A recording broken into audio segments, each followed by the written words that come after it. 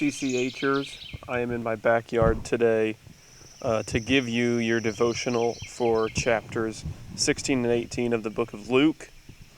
But first, I want to give a little update about myself and my life. I got a little summer job, and it's nothing too exciting, just some manual labor around a guy's house who has a small business. And I get to do the first devotional after the start of yet another revolutionary thing. I got to do, I believe, the first devotional after coronavirus had hit. And now that we've started having riots and protests, I get to have the first devotional since the Black Lives Matter movement. And I guess I just want to comment on that. And I've been touched emotionally by hearing about the stories that are unfolding and watching the unrest unfold in protest to the way that black people have been treated in our country, even by the people that are supposed to protect us. And I think we need to make sure that we are loving people of color at this time. And we maybe even need to reach out to friends that we might have that have experienced feeling oppressed or have felt ostracized from other people because of their skin color. So let's as a whole tackle racism as something that is serious in our world and on our campus even. Let's keep our ears open to how we can help people of color and listen to what we need to do to be proactive against racism.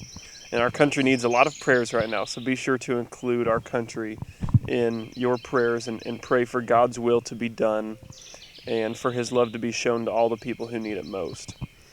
And so I'm going to get into Luke chapter 16, and a good portion of my analysis of these passages are aided by footnotes in the Bible that I have. And if you're reading through the Bible for the first time, I highly suggest getting a nice Bible that has footnotes and annotations from Bible experts at the bottom of each page and introductions to each new book and new section that you read as you go through.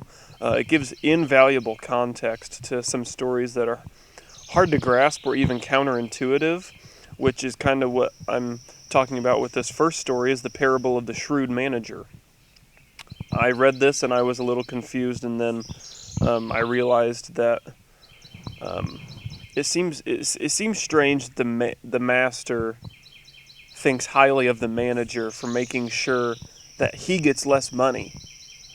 But this is because the master is admiring the way that the manager is going to take care of his future self by giving his friends benefits and discounts so that they will hopefully take care of him once he's fired. And I wondered what verse 8 meant by the people of the light. That's Jesus' comment on the parable. So I'm going to read what my Bible says about the people of the light in verse 8.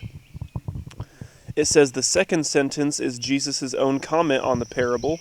Since even the worldly manager is able to sacrifice his, or his master's, money in times of crisis, how much more should the people of the light give up all that they have to follow Jesus at this critical moment in the history of salvation?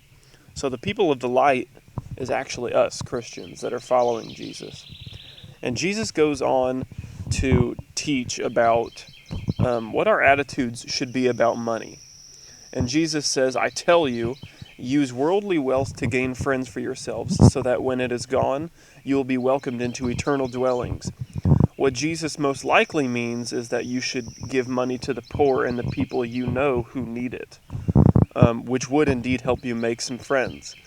But mainly our money shouldn't be used to buy things that are very materialistic and are only good for ourselves.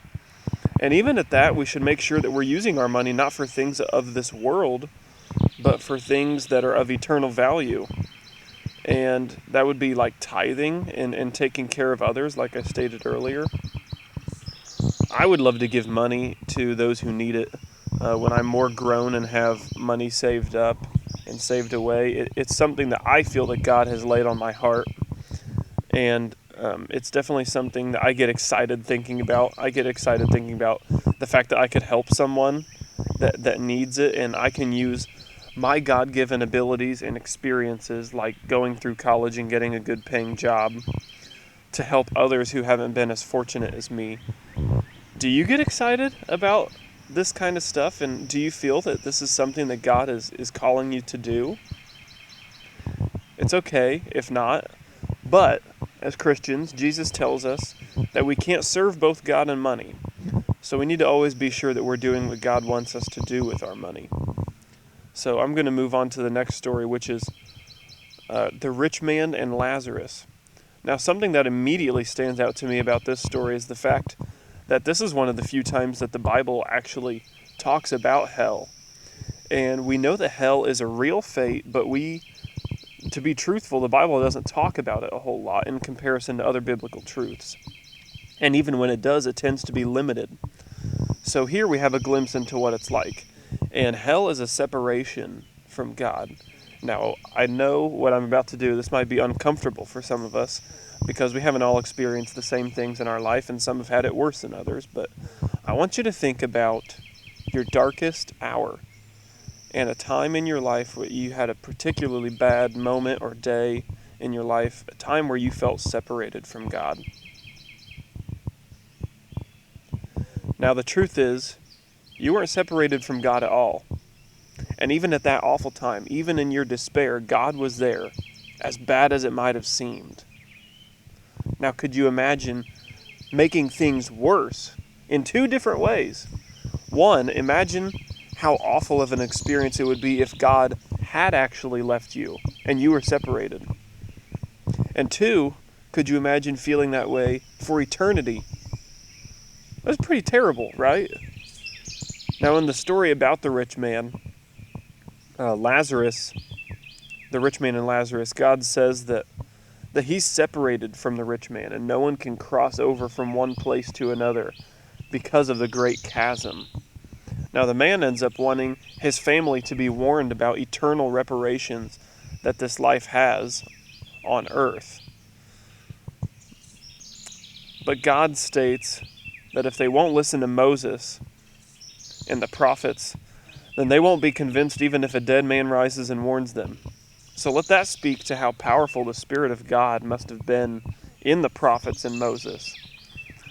If God would trust them to take care of such a task as saving God's entire nation, Israel, and even the world at that, from the evil that our earthly and sinful bodies so desire. Now, there are a lot of things in these chapters that I think we could easily just hear an entire sermon on and really dig a lot deeper. But I'm not going to touch on everything. I don't have the time to. But the next thing that I do want to talk about is the next section in chapter 17. It's about faith, and it's about duty. Our duty as servants of God. The next section it starts out by talking about sinning, repenting, forgiving, and increasing our faith as the disciples want to do. And I want to talk about another parable that follows those things. The parable basically boils down to this. In the days where there were servants and masters, would the master ever thank the servant for simply doing what he was told? I mean, he's a servant after all. He's just doing what he was told. Now, the answer to this question is no. So Jesus then says, so you also, when you have done everything you were told to do, should say, we are unworthy servants. We have only done our duty. Now, doesn't this sound like it means that we're basically slaves or servants to Christ, which we should be, but I don't know. Slave is a strong word. It almost has a negative connotation with it. Because it's not human nature to want to be a slave. I didn't read this passage and have the warm fuzzy feeling that I might get from reading John 3:16. And I said that sounds like I'm a slave, and I don't really like that. but what a bad mindset to have when you really think about it. I mean, not only think about how unworthy we are of having God who loves us, But think about how Christ stepped down from the right hand of God in heaven. He was there with God, not even in the same realm as us. And he decided that he would not only go to earth, and that he would not only be a human on earth, but that he would be a human who got humiliated by being crucified and scoffed at. Now, when we accept this truly in our hearts, we should really feel compelled to lead by serving, which is I know a sermon that Travis has spoken on before. Christ himself came to serve us. And I want to leave us with a thought that we had at Guys Group a few weeks ago. We were discussing if we're truly saved by faith alone or by our works. Both are spoken on in the Bible. Some of the guys watching this might cringe at the thought of going back to this discussion. Not because it was bad, but because it took a while and it seemed to go in circles. But essentially it boiled down to the fact that we should be doing works because of the great faith that we have in God and Jesus. If our faith is good, then our actions will follow and should show the faith that we have.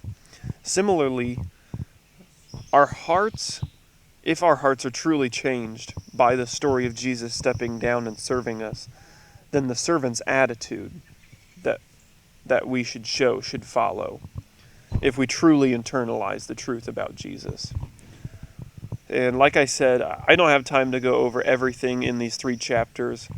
And truthfully, these things deserve to be looked at in the same depth that I've looked at just 3 or 4 topics here. But a couple of other big things that happen that are worth noting in the story is the fact that Jesus continues to heal people who are looked at as unclean, and he has compassion on them. He also predicts his own death a 3rd time, and he reveals just other biblical truths that I didn't get to. So I want to thank you guys for watching, and I hope that you'll keep our country in your prayers, and I can't wait to see everyone in the fall. I love you guys. Have a good rest of your day.